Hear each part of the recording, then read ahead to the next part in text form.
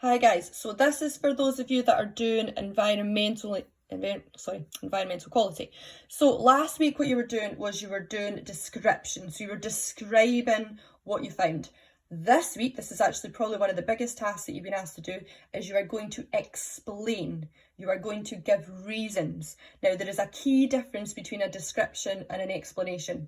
So for example, a description would be someone has got blonde hair.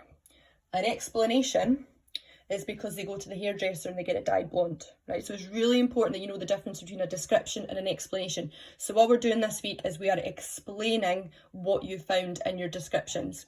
Right, so wee bit at the top here just says, once you've described what it shows, the next step is to then explain it. Now you're going to hear me saying this quite a few times, but it's because I suspect there's some people not going to do this. You need the 10 marks for this.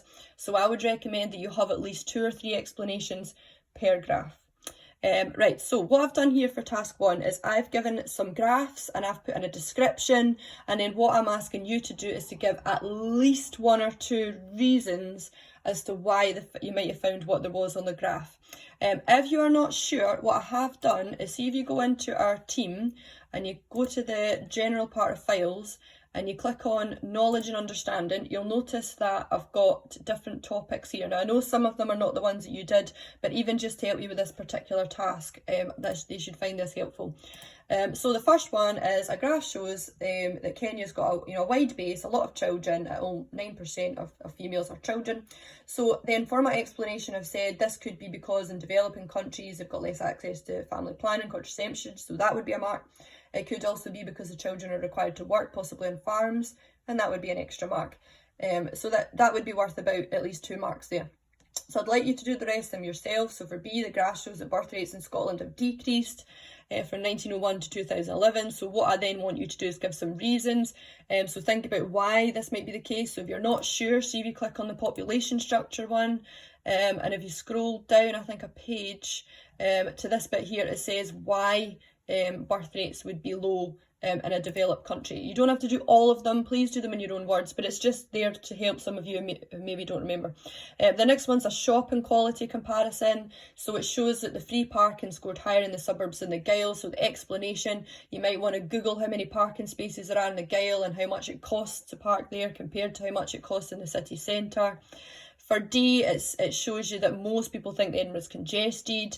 So why might it be congested? Again, if you're not sure, if you click on the one that's to do with traffic congestion, and if you go to the section in the middle, there's some bullet points.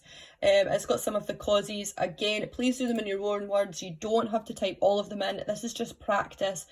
There's a weather one. So the weather station circle shows that on that particular day it was really warm. There wasn't any rain. So this was a day that had high pressure. So again, if you're maybe not too sure about weather, see if you click on weather. Then it gives you some reasons why there would be high pressure, so there would be high temperature and a high pressure, and then why there wouldn't be very many clouds. So there's some reasons for you to help you. Now for task 2, you're going to be a marker again. So I've given you an example one just to start off with. So it says environmental quality survey showed that the suburbs was scored higher than the city centre. Again, that's just a description, it's not an explanation, so that would not get any marks. But then it says this is because it's at the edge, so there's going to be less air pollution, so that would get a mark. It's closer to the countryside. It then goes on to say that most of the houses have gardens in the suburbs, so the land's cheaper, so that would then get a mark. Then I'd like you to do the rest of them yourself. So the next one's about a land use survey. Again, please be very careful. You're only given marks for explanations at this point, not descriptions. So the first bit said, my land use survey showed that most buildings in the city centre were commercial. That's just a description. Then it goes on to give reasons, so how many marks for reasons. Just be careful you don't get tripped up. There's a bit that says very few buildings in the city centre were residential. That's just a description, it's not a reason, so it does not deserve a mark. And then there's a couple more here. You can see they're quite short, so you could maybe see how they could have improved that to gain more marks. Task 3, this is where I would take some notes that will then help you with your particular project, which is environmental quality. So for the first bit, in the city centre, why would the environmental ecology generally be quite lower? Why would there be more pollution? You know, what would be specific places, for examples? In the suburbs, why would it be higher? What types of houses would you find there? Why would there be gardens? Any particular farms or parks that are in your particular area? Again, just to give you some kind of pointers in the right direction. See if you click on the one about environmental quality. You'll find that I've put some pointers in there with some examples for you. So, you know, what would the environment in the city centre be like? What would the environment in the suburbs be like? Again, the more examples and specific things that you can put in, the better. So this is just for notes. You can do this as bullet points if you like.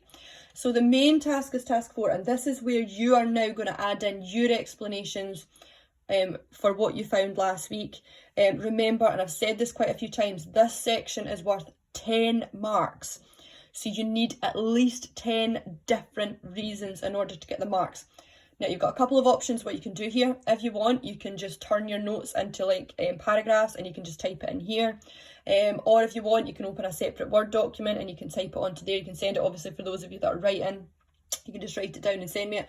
Or if you like, what you can do is see if you go into the general files area and then you click on pupil assignments. There's nothing in there just now, but what I will be doing over there is I'll be copying over your assignments of what you've done so far.